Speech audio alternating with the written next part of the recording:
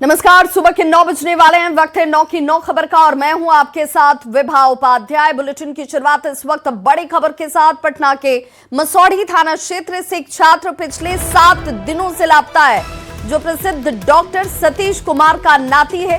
परिजनों ने बताया कि छात्र 29 दिसंबर को कॉपी खरीदने के लिए घर से निकला था, लेकिन न तो वो कोचिंग पहुंचा और न ही वो वापस लौटा। मामले में अपहरण की आशंका अब जाहिर की जा रही है परिजनों की तरफ से। छात्र के लापता होने से परिवार का रो रो कर बुरा हाल है।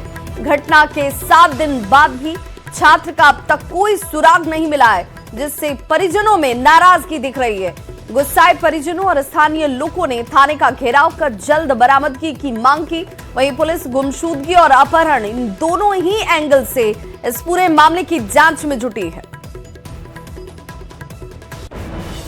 दिन से ही कोचिंग पढ़ने के लिए एक बच्चा इनके यहाँ से गया हुआ था, नाम है रोहित कुमार, जो अभी तक जो है ना वापस घर नहीं लौटा है। पुलिस हर एक बिंदु पर छानबीन कर रही है, मोबाइल का लोकेशन ट्रेस किया जा रहा है, लेकिन अभी तक जो है उसका कुछ पता नहीं चल पा रहा है। गायब रहा। अब उसका मौसी वगैरह ये सब हुए, फ़ोन किए, उसी के पास मोबाइल रहता था तो मोबाइल नहीं उठा, स्विच ऑफ बताया। फिर फ़ोन किया कि सुतो तो नहीं होगा, चाहे कुछ होगा। फिर फ़ोन किया, फिर मोबाइल नहीं उठाया तो लोग की आशंका हुआ कि आखिर में कहाँ गया, कहीं कोई गायब करके ले गया, कोई अपहरण करके ले गया, क्या हुआ। तो लोग उस समय से लगातार खोजबीन में लगल है, लेकिन कोई अभी तक नहीं मिला उसका। बड़ी दुख छमक लिया बचवा हमर बाड़ी सीधा ले मैया खा पी के घर से गेले 150 रुपया मांगले कि नानी कॉफी ला पैसा दे दा। कल बेटा 150 में होत बा, लेकिन 2 गो लेबै नानी। कहली कि ठीक हो बेटा, तो कि नानी जा रहे हैं। कहली कि कम्बल लेवे लाओ बेटा, तो कि हम आ रहे हैं तो लेके चलिएंगे नानी, तो लाइएगा। बचवा हमारे ना कोचिंग भागे ना आए ले मैया। अनहोनी की क्या मतलब 10 साढ़े 10 से निकला 29 तारीख को 10:30 के आसपास, और उस टाइम से अभी मिसिंग है। 7 दिन हो गया। प्रशासन संतावना खाली दे रही है कि मतलब आज मिल जाएगा, कल मिल जाएगा। हम लोग लगे हुए हैं तो संतावना से नहीं ना होगा। 1-2 दिन संतावना आदमी रखता है, 7 दिन होने वाला है। और बड़ी खबर छपरा से सामने आ रही है, जहां एक मंदिर से अष्ट धातु की मूर्ति की चोरी की घटना को इलाके में चोरों की तरफ से अंजाम दिया गया है। और इस खबर के सामने आने के बाद सनसनी मच गई। चोरों ने भगवान राम, लक्ष्मण और माता सीता की कीमती मूर्तियों की चोरी कर ली है। अज्ञात चोरों ने मंदिर परिसर में लगा हुआ सीसीटीवी कैमरे का हार्ड डिस्क समेत मशीन को भी उखाड़ दिया। साथ ही दान पेटी से दान की रकम भी चुरा ली गई। घटना मशरक थाना क्षेत्र के पास की बताई जाती है। चोरी की सूचना मिलते ही स्थानीय पुलिस मौके पर पहुंचकर फिलहाल इस मामले की जांच में जुट गई है। वो श्री राम जानकी का और लक्ष्मण जी का मूर्ति, तीनों मूर्ति उठा लिया लोग। अष्ट धातु का पुराना मूर्ति है, पुराना 500 साल पहले का पुराना मूर्ति। और क्या लगा है? और दान पेटी जो तोड़ा है वो उसमें गला भरा हुआ था, वो पैसा पूरा काट लिया है लोग। और बड़ी खबर मोतिहारी से आ रही है, जहां नकली नोट की छपाई का खुलासा हुआ है। नकली नोट के धंधे का खुलासा एक बड़ी कामयाबी के तौर पर इसे देखा जा रहा है। बताया जा रहा है कि यहां से मशीन भी बरामद की गई है, जिससे ये नकली नोट छापे जा रहे थे। मुफस्सिल थाना के पतौरा गांव में छापेमारी की गई और अजले नोट के साथ मशीन को बरामद किया गया है। भारी संख्या में पुलिस बल की मौजूदगी। फिलहाल इस इलाके में 2 डीएसपी भी एक्शन में इस वक्त शामिल है और पुलिस का यह दावा है कि इस पूरे सिंडिकेट का खुलासा बहुत जल्द किया जाएगा। तो नेपाल की पुलिस जब्त सामान के साथ आरोपी को लेकर साथ गई है और बताया जा रहा है कि नकली नोट का धंधा यहां पर चलाया जा रहा था। किराए के मकान में यह अपराधी रवि श्रीवास्तव जो है वो रह रहा था और उसी की तरफ से ये पूरे कारनामे को अंजाम दिया जा रहा था। हालांकि इस वक्त पूछताछ में पुलिस जुटी है। खबर कटिहार से, जहां नगर निगम की दर्जनों गाड़ियां जिन पर सफाई की जिम्मेदारी है, वो खुद देखिए कैसे धूल फांक रही हैं। हम आपको वो तस्वीरें भी दिखाते हैं और इन तस्वीरों को देखकर आपको अंदाजा हो जाएगा कि वार्ड की सफाई के लिए एनजीओ तय किए बिना ही करीब 2 करोड़ रुपए की लागत से लगभग 2 दर्जन गाड़ियां खरीद ली जाती हैं। 6 महीने बीतने के बावजूद ये गाड़ियां सड़कों पर नहीं उतरी, साफ सफाई के काम में नहीं लगी हैं। खुले आसमान के नीचे ये खड़ी हैं, धूल फाक रही हैं, खराब हो रही हैं। स्वच्छता पदाधिकारी ये जरूर कहते हैं कि गाड़ियां चलाने के लिए ड्राइवर नहीं है भाई, जबकि स्थानीय प्रतिनिधियों का यह आरोप है कि भुगतान अधूरा होने की वजह से ये गाड़ियां यहीं पर खड़ी कर दी गई। गाड़ी का मेन यूज है यहाँ पे कि जो जितनी नई गाड़ी है उसके लिए ड्राइवर की भी आवश्यकता होती है। तो हमारे यहाँ नए एनजीओ आने वाली है, नया एनजीओ जो विभागीय निर्देश है उसमें नए एनजीओ के लिए आरएफपी आई है। तो उसमें बोला गया है कि जितने भी गाड़ी है या फिर जो भी चीज़ यहाँ देखना है सारे एनजीओ को करना, उसको मैन पावर सप्लाई करनी है। जब हमारे यहाँ न्यू एनजीओ आ जाएगी उसके बाद जितने भी गाड़ी है जो भी पूरे वार्ड के साफ सफाई एनजीओ को ही देखना है, जो न्यू गाइडलाइन के अकॉर्डिंग है, हमारे विभागीय जो निर्देश उसके अकॉर्डिंग है। तो आज से 2-3 दिन में पूरा क्लियरेंस हम लोग को मिल जाएगा कि कैसे हम लोग को टेंडर करना है। उसके बाद ही सारा व्यवस्था एनजीओ को ही देखी जाएगी, एनजीओ के द्वारा। स्वच्छ बिहार स्वच्छ कटिहार के तहत नगर निगम की तरफ से कई गाड़ियों की खरीदारी हुआ था, लेकिन ये धूल फांगते ये गाड़ियों पर अब कटिहार नगर निगम के सफाई की जिम्मेदारी है। ये गाड़ी लगभग 15 की संख्या में इसी हालात पर रखा हुआ है और गाड़ी देखिए किस तरह बर्बाद हो चुका है और इन गाड़ियों पर सफाई की जिम्मेदारी है। यहाँ का जो पार्षद प्रतिनिधि है उनसे जरा बात कर लेते हैं, क्या वजह क्या कारण है ये गाड़ी इसी हालत पे पड़ा हुआ है। देखिए, ये नगर निगम है, ये टेंडर कर देते हैं और एजेंसी को पैसा नहीं देते हैं और पैसा जब तक नहीं देंगे तो ये एजेंसी मंगा के गाड़ी को जब तक पैसा नहीं देगा तब तक ये फ्री नहीं होगा और फ्री जब नहीं होगा तो समाज का काम किससे होगा। तो कितना दिनों से लगभग गाड़ी रखा हुआ है? ये हमको लगता है 6 महीने से गाड़ी रखा हुआ है और आप जब टेंडर करते हैं तो उसको पैसा पेमेंट कीजिए, टेंडर लिए गाड़ी मंगा लेते हैं, गाड़ी मंगा के आप अपने गैरेज में सरा रहे हैं। कितना गाड़ी है? लगभग 1 दर्जन गाड़ी है। ये गाड़ी 1 दर्जन नहीं है, गाड़ी हमको लगता है 20 या 25 के रेंज में है। ये तस्वीर दिखा रहा है, लगभग 2 दर्जन के आसपास ये गाड़ी जो खरीदारी हुआ था और इस गाड़ी पर सफाई की जिम्मेदारी है, लेकिन गाड़ियों की तस्वीर आपको दिखा रहे हैं। ऐसे में कटिहार कैसे स्वच्छ होगा, इस पर बड़ा सवाल खड़ा होता है। सुब्रत, न्यूज़ 18 कटिहार। और प्रधानमंत्री नरेंद्र मोदी की तरफ से एक पोस्ट किया गया है सोमनाथ मंदिर पर। पीएम का ये पोस्ट जिसमें सोमनाथ शब्द से ही गर्व भर जाता है। सभ्यता और अटूट आस्था का प्रतीक सोमनाथ मंदिर। इतना ही नहीं, भारत की आत्मा का शाश्वत प्रस्तुतिकरण है ये। बार बार हमलों के बाद भी ये अडिग खड़ा है, मजबूती से खड़ा। सोमनाथ मंदिर जो है ये आस्था और सभ्यता का अटूट प्रतीक है। वर्ष 2026 में आस्था की हमारी तीर्थस्थली सोमनाथ ज्योतिर्लिंग पर हुए पहले आक्रमण के 1000 वर्ष पूरे हो रहे हैं। बार बार हुए हमलों के बावजूद हमारा सोमनाथ मंदिर आज भी अडिग खड़ा है। सोमनाथ दरअसल भारत माता की उन करोड़ों वीर संतानों के स्वाभिमान और अदम्य साहस की गाथा है जिनके लिए अपनी संस्कृति और सभ्यता सदैव सर्वोपरि रही है। प्रधानमंत्री नरेंद्र मोदी का यही वो पोस्ट है जिसे उन्होंने सोशल मीडिया प्लेटफॉर्म एक्स पर डाला। जय सोमनाथ।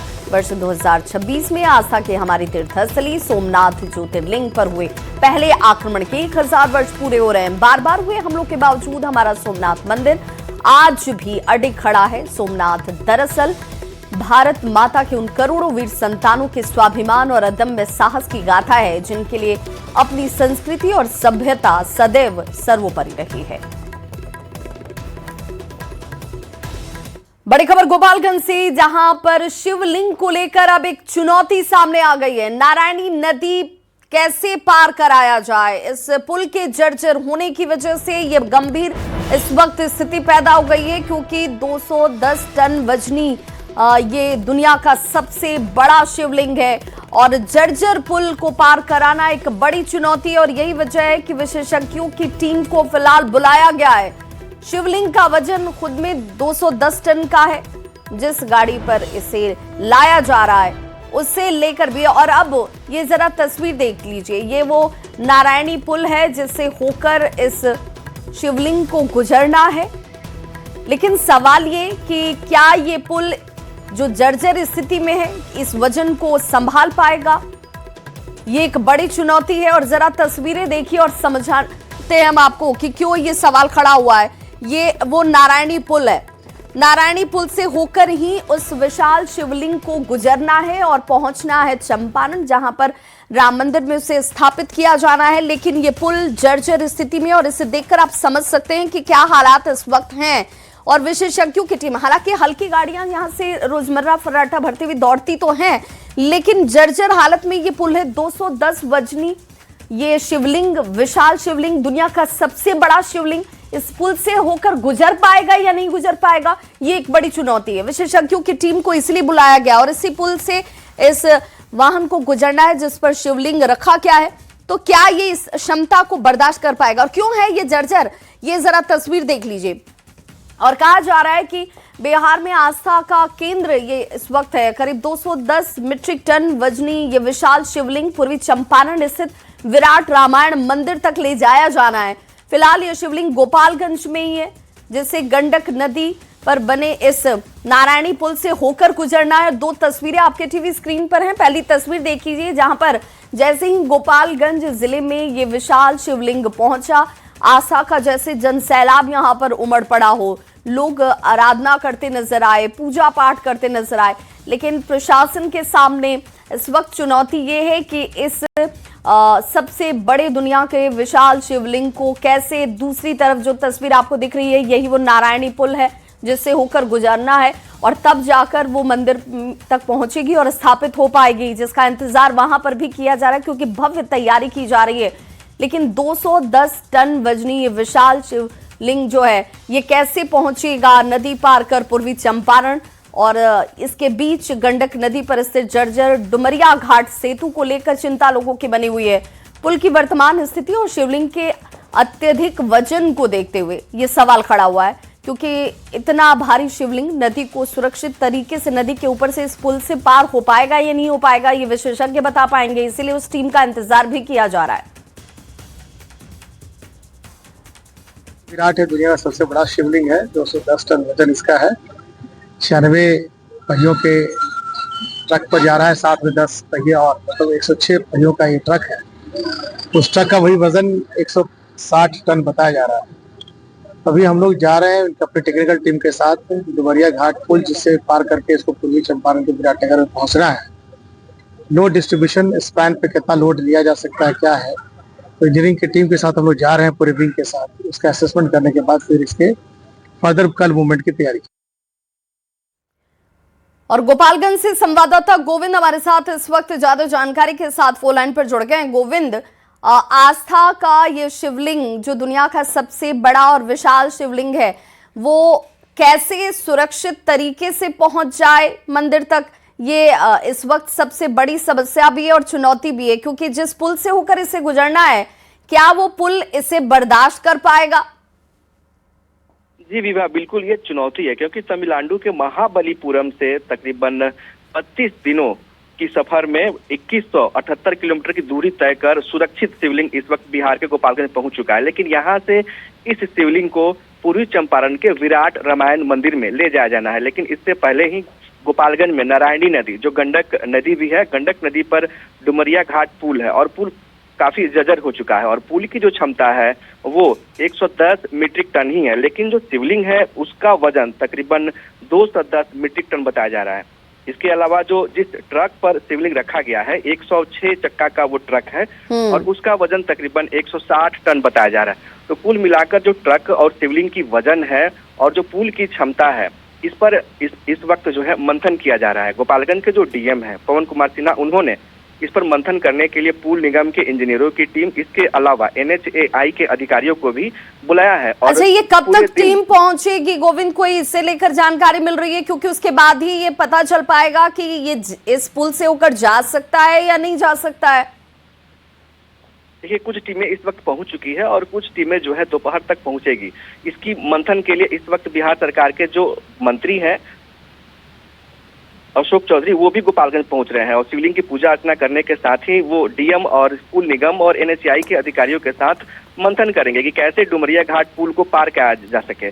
इसके अलावा प्रशासन के पास और भी विकल्प तलाशे जा रहे हैं, क्योंकि गोपालगंज से जादवपुर मंगलपुर का जो पुल है जो चंपारण के रास्ते पूर्वी चंपारण में प्रवेश करता है, उस रास्ते का भी निरीक्षण किया जा रहा है। इसके अलावा डुमरिया घाट के पास एक 70 घाट का पुल बना हुआ है, तो 70 घाट का जो रोड मैप है उसे भी देखा जा रहा है। लेकिन जो प्रशासन ने शेड्यूल जारी किया है जो पुल लेकर जाने के लिए, उसका शेड्यूल डुमरिया घाट पुल है और डुमरिया घाट पुल सुलभ है और बेहतर है, लेकिन पुल जर्जर है और उसका जो स्ट्रक्चर है वो कई जगह पर गोविंद, चूंकि आपने विकल्प की बात की कि अगर निरीक्षण के बाद इस पुल से ये शिवलिंग नहीं गुजर सकता है, तो दो विकल्प और हैं जिस पर इस वक्त विचार किया जा रहा है, लेकिन उससे क्या दूरी बढ़ जाएगी? क्या ये इतना सहज होगा?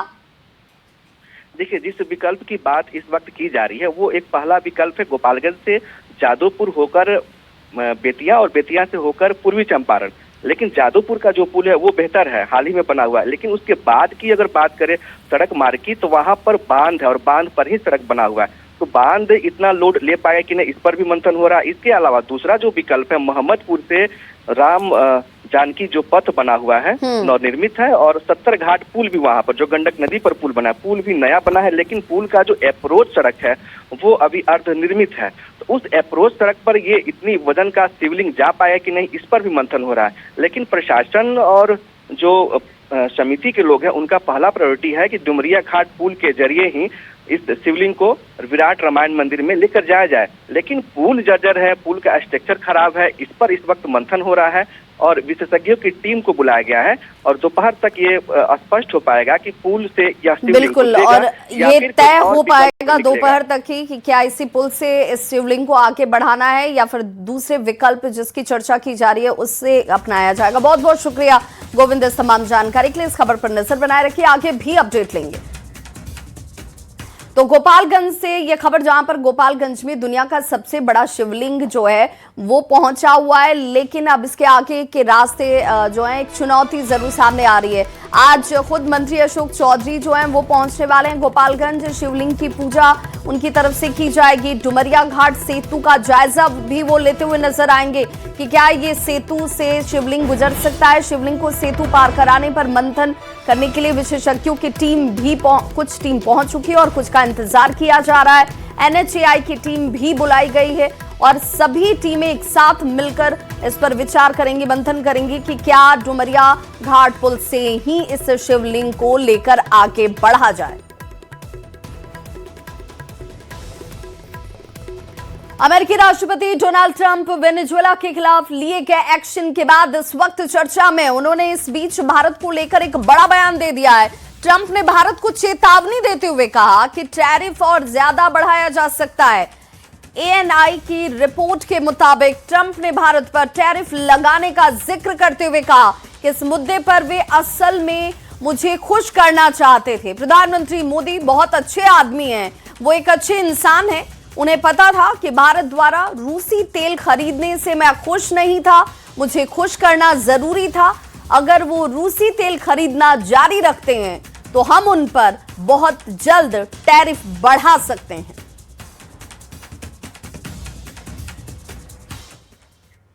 और बड़ी खबर इस वक्त झारखंड की चाईबासा से आ रही है, जहां झुंड से बिछड़े हाथी का उत्पात एक बार फिर से देखने को मिला है। बीती रात इस हाथी ने बुजुर्ग महिला की जान ले ली और अब तक इस मामले में 6 लोगों की जान जा चुकी है। जहां पर हाथी के हमले में लोगों ने अपनी जान गंवा दी। वन विभाग हाथी को काबू में करने में नाकाम नजर आता है। पश्चिम बंगाल से हालांकि अब एक टीम पहुंचने का इंतजार किया जा रहा है जो चाईबासा पहुंचेगी और जो हाथी है उसे काबू करने की कोशिश करेगी। गोइलकेरा क्षेत्र में बुजुर्ग महिला के इस हाथी ने जान ले ली और अब तक 6 लोगों की मौत हो चुकी है। तो तस्वीरें आपके सामने हैं, लोगों के बीच दहशत है। इस हाथी को कैसे वन क्षेत्र में पहुंचाया जाए, रिहायशी इलाके से दूर किया जाए, खेत खलिहान से ये हाथी को खदेड़ा जाए, इसे लेकर वन विभाग अब पश्चिम बंगाल से आने वाली वन विभाग की टीम से संपर्क में और इंतजार उसी टीम का किया जा रहा है जो कैसे इस हाथी पर काबू पाती है, ये सबसे बड़ा सवाल है। क्योंकि अब तक 6 लोगों की जान जा चुकी है। आबादी वाले क्षेत्र में यह हाथी पहुंचकर देखिए किस तरीके से तबाही मचा रहे हैं और लोगों की फसल, अनाज और अब तो जान का भी खतरा जो है लोगों के सिर पर मंडरा रहा है। 6 लोगों की मौत हो चुकी है।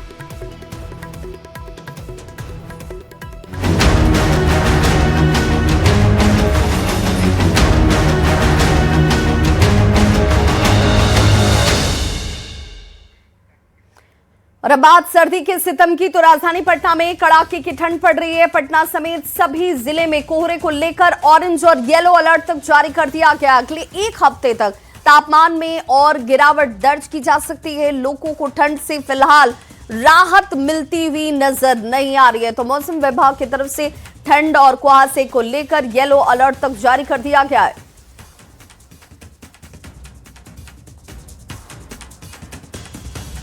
राजधानी पटना सहित बिहार के लगभग 28 जिलों में ठंड प्रचंड रूप दिखा रही है। 12 से 15 किलोमीटर की प्रति घंटे की रफ्तार से पछुआ सर्द हवा चल रही है, जिससे आम जनजीवन अस्त व्यस्त नजर आ रहा है। आपको बता दें कि पटना समेत प्रदेश के 28 जिलों में कोल्ड डे के मद्देनजर घने कोहरे का ऑरेंज अलर्ट जारी किया गया है। यानी 28 जिलों में कोल्ड डे है और घने कोहरे से जो आम जनजीवन है वो अस्त व्यस्त नजर आ रहा है। वहीं 10 जिलों में हल्के कोहरे को लेकर येलो अलर्ट भी जारी किया गया है। मौसम विज्ञान केंद्र की माने तो न्यूनतम तापमान में गिरावट दर्ज की जाएगी अगले 1 हफ्ते तक और इसी कारण प्रदेश में लोगों को ठंड से फिलहाल राहत मिलने की संभावना नजर नहीं आ रही। जो स्थिति फिलहाल आज है, जिस तरीके से तापमान में लगातार गिरावट देखी जा रही है, अगले 2 दिनों तक फिलहाल यही स्थिति बने रहने की संभावना जताई जा रही है। अगर कल की हम बात करें तो कोहरे के कारण कल पटना में कई फ्लाइट भी कैंसिल रही, कई ट्रेन भी लेट रही, क्योंकि लगातार कोहरे का जो प्रकोप है वो बढ़ रहा है। तापमान में लगातार गिरावट देखी जा रही है। राज्य के अधिकांश हिस्सों में कल यानी रविवार को रिलायंस इंडस्ट्रीज के सीएमडी मुकेश अंबानी और वंतारा के फाउंडर और आरआईएल के डायरेक्टर अनंत अंबानी ने गुजरात के सारंगपुर में कष्टभंजन देव हनुमान जी मंदिर में दर्शन किए। मुकेश अंबानी और उनके छोटे बेटे अनंत अंबानी ने मंत्रोच्चार के बीच भगवान की पूजा अर्चना की। इस अवसर पर मंदिर की तरफ से मुकेश अंबानी और अनंत अंबानी को कष्टभंजन देव हनुमान जी की मूर्ति भी भेंट की गई, जिसकी तस्वीर इस वक्त आपके टीवी स्क्रीन पर है। अंबानी परिवार हर साल की शुरुआत में सोमनाथ जी और कष्टभंजन हनुमान जी के दर्शन करने के लिए पहुंचता है और इसी कड़ी में 2 दिन पहले मुकेश अंबानी, पत्नी नीता अंबानी और बेटे अनंत के साथ सोमनाथ जी के भी दर्शन करने के लिए पहुंचे।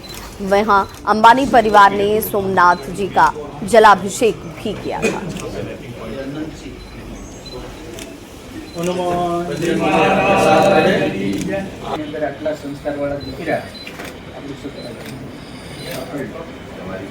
तो ये तस्वीर इस वक्त आपके टीवी स्क्रीन पर, जो तस्वीर पहली तस्वीर जहां कष्टभंजन देव की पूजा मंत्रोच्चार के बीच करते हुए आपको मुकेश अंबानी और अनंत अंबानी दिख रहे होंगे, जो कि उनके छोटे पुत्र हैं। वहीं दूसरी तरफ देखिए जलाभिषेक की तस्वीर भी, जहां पर उनकी तरफ से सोमनाथ जी मंदिर पहुंचकर जलाभिषेक किया गया और नए साल की शुरुआत हर साल इसी तरीके से की जाती है। तो इस बुलेटिन में बस इतना ही, लेकिन न्यूज़ 18 बिहार झारखंड पर खबरों का सिलसिला लगातार जारी है।